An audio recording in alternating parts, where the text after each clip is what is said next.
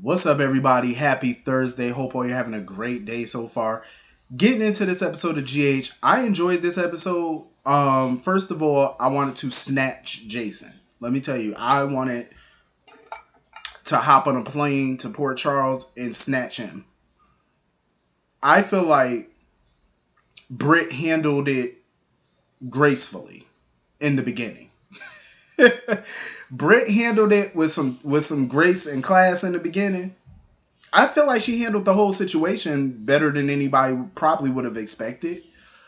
Because when Jason told her that he was marrying Carly, and she asked him, when did this all happen? He was like, oh, earlier tonight. It's best for, the family or whatever. He was being very vague about why he was marrying her. And Britt was just like, you know what? Thanks for the update. You can go. I like the way she handled that right there. She didn't initially scream at him. She didn't yell at him. She was like, you can go. She was pissed, as anybody would be, but she handled it right. She was like, you can go now. And when he refused to leave, because he wanted to talk to her some more, that's when she lashed out and went off on him. Honestly, I don't blame Britt not one bit. I don't blame her. Because he could have told her the real reason why he was marrying Carly.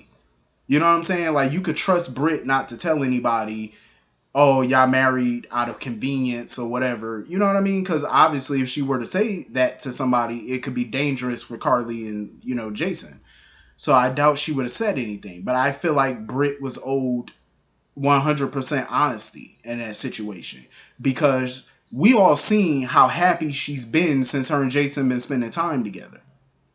He helped her through one of her most difficult times when she found out that she had markers for Huntington's disease. He was her biggest cheerleader, and she respected that and she appreciated that, and it made her like him even more.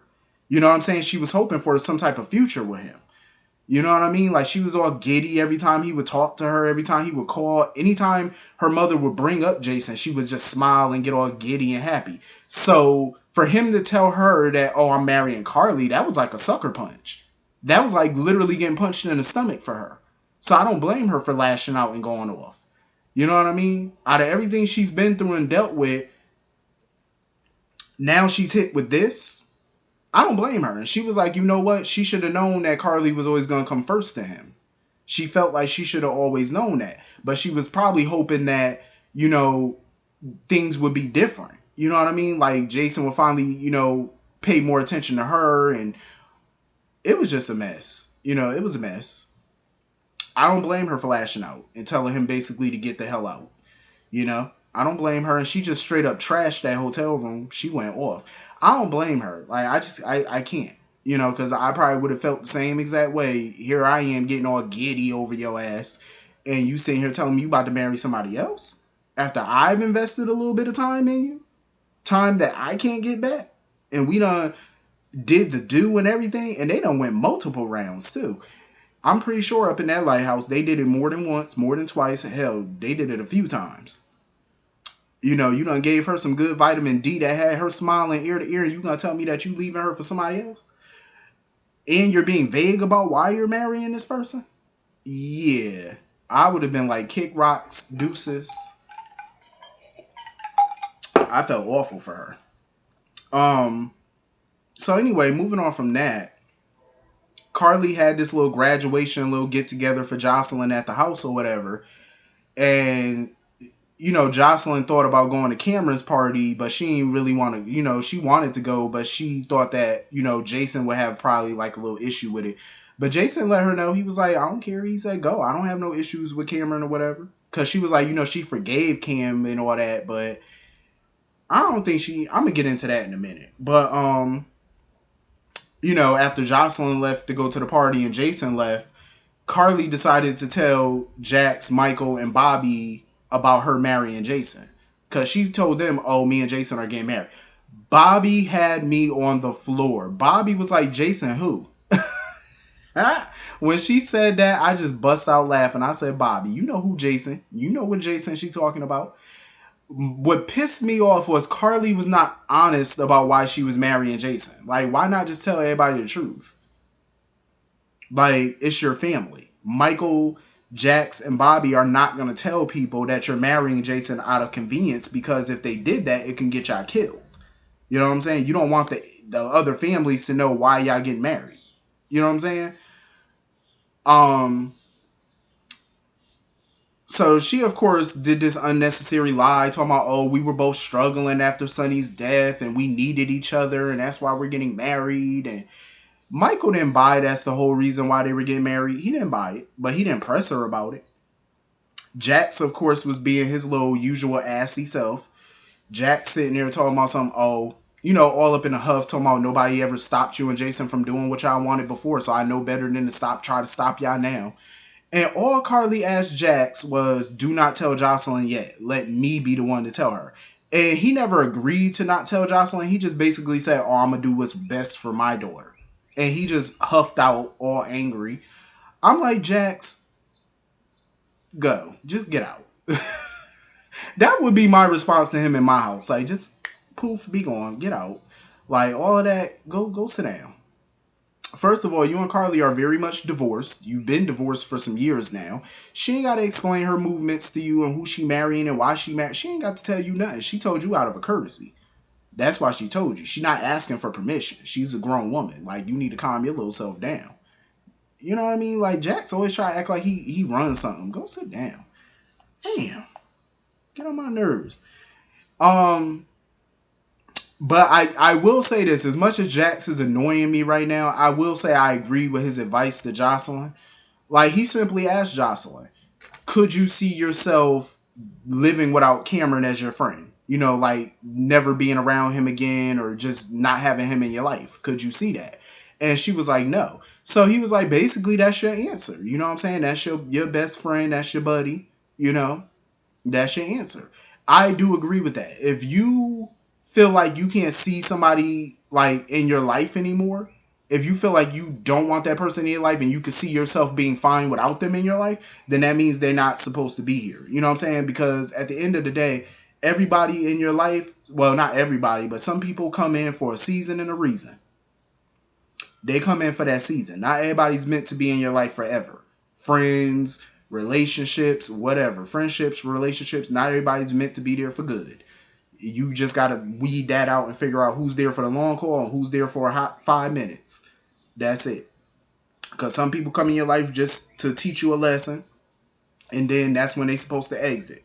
But some people be mixing people up, though, because sometimes y'all be keeping those seasonal people in your life long term, and that's where you get it twisted. Don't do that. You can find out who's in there for the long haul and who's not. Just figure that out. So anyway, Bobby was happy about it. She welcomed Jason into the family and stuff. And, Michael was pretty sure that, they had their reasons for doing it. So he was cool with it and stuff. And he was like, oh, I know my dad would have been, okay with it. I don't think Sonny would be as okay with it as they think he would. Because I have a feeling when he get his memory back and he come back and find out that they're married, I have a feeling Sonny going to be lashing out at a lot of people. Number one, Nina. Two, Carly and Jason. I have a feeling that, Carly and Sonny's relationship is not going to return back to normal. And his friendship with Jason might be strained. I have a feeling there's going to be a lot of curse words. There's going to be a lot of barware thrown when little man come back. I'm just saying. Because we know he got that short man syndrome. And when Sonny get angry, he get hostile. You know how short people do? Short people have short tempers. No pun intended. But you ever notice that? Little people got little anger issues. Like, they can't help but to lash out. Like, I noticed that. They get angry very quickly. They do.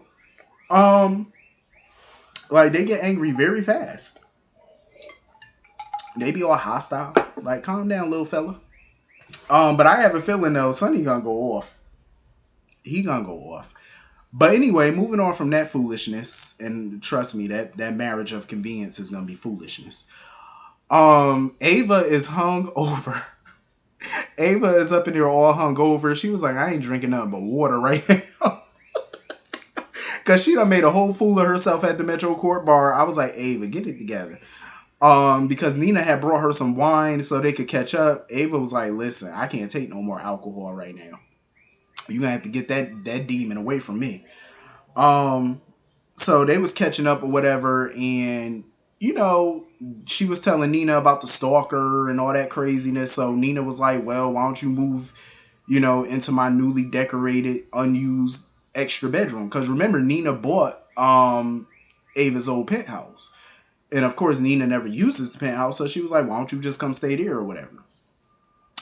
And then they were talking about the whole Mike Nina situation, and Nina was like, "Oh, me and Mike definitely don't have a future in Port Charles." Of course you don't, fool.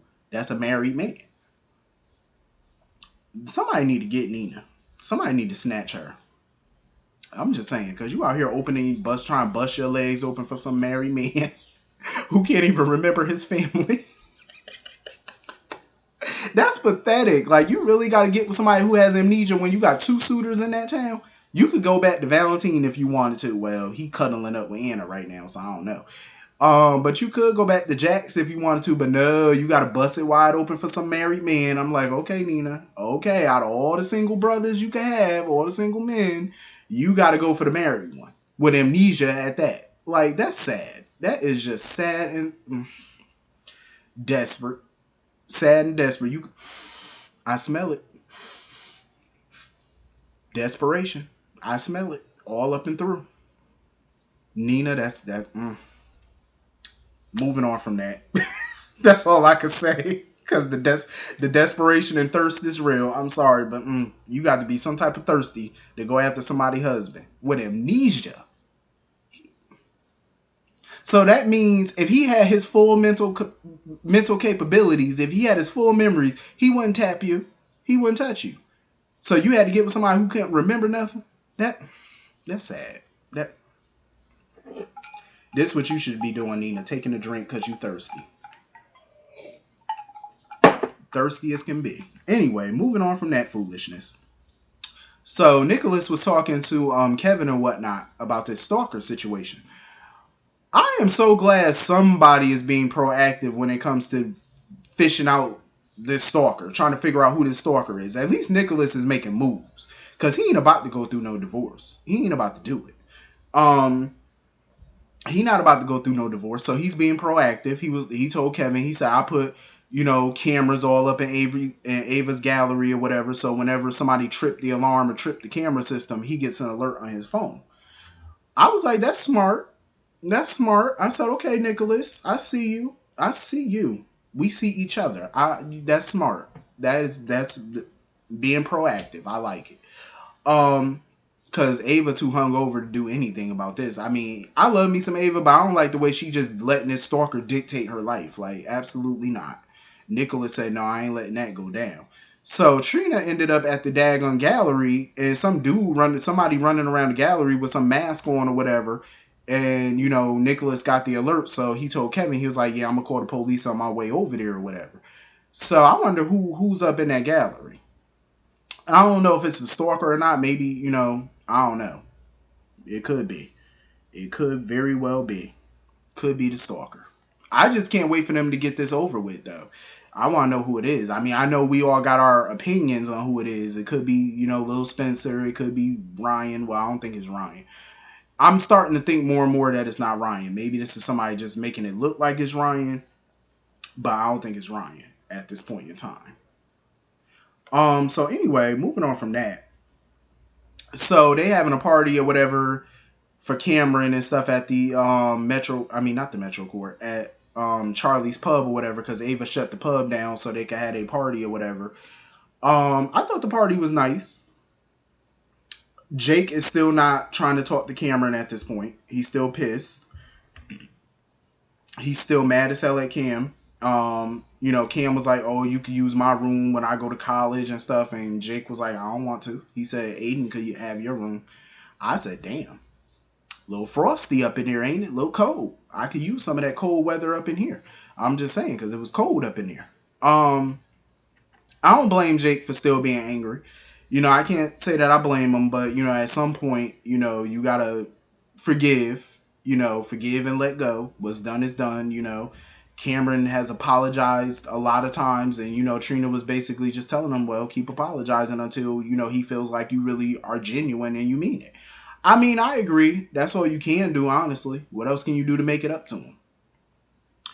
He was hoping that Jocelyn would have showed up to the party. So Jocelyn pops up at the party or whatever and basically tells Cam and Trina that no matter how busy she get with volleyball and all that stuff, she always gonna have time for them or make time. And, Cameron pulled her to the side and was like, since it's their last summer together, which I'm confused about because I could have sworn they were all going to PCU together. So if y'all all going to the same school together, how is it y'all last summer together? Y'all all still going to be in Port Charles. You just not going to be living at home. You're going to be living on the campus. Still going to probably see each other. So he wanted to make the most out of their summer right now by still going to the lake as much as they could. But Jocelyn was like, yeah, I'm going to be busy with volleyball, and walked away. My thing is, what's with the attitude? Like, how you going to go?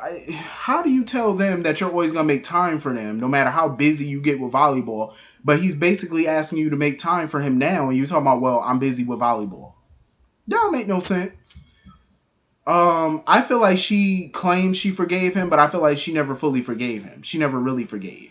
Because when you forgive somebody for something, you don't keep being angry at them for that same thing. You know what I'm saying? Because that goes to show that you were lying to them and lying to yourself. You're not over it. So don't say that you forgave when you really didn't. It makes you look crazy. So anyway, I was super happy to see Scott and Obrecht.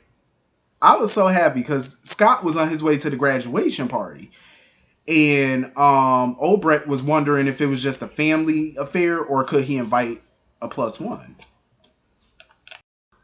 I was so freaking happy when Scott was like, yeah, you could come to the party. He wanted his boo by his side at the party. And Laura pretty much told Elizabeth, like, yeah, he's bringing a date or whatever. And Elizabeth was shocked when he walked up in there with Obrecht.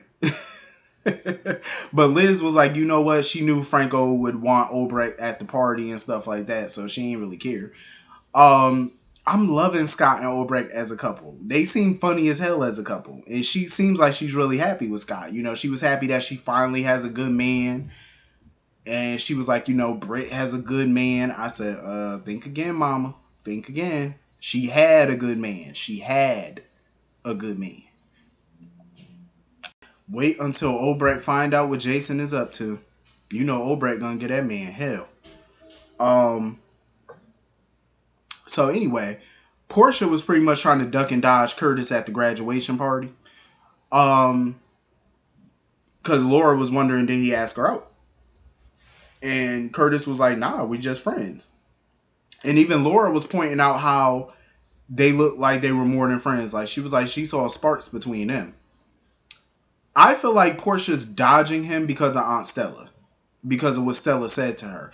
She been dodging him ever since Stella spoke to her. You know what I mean? And I think at some point Curtis is going to figure that out. He going to realize, oh, that's why she been ducking and dodging me. You know what I mean? Because his aunt done butted in his business yet again.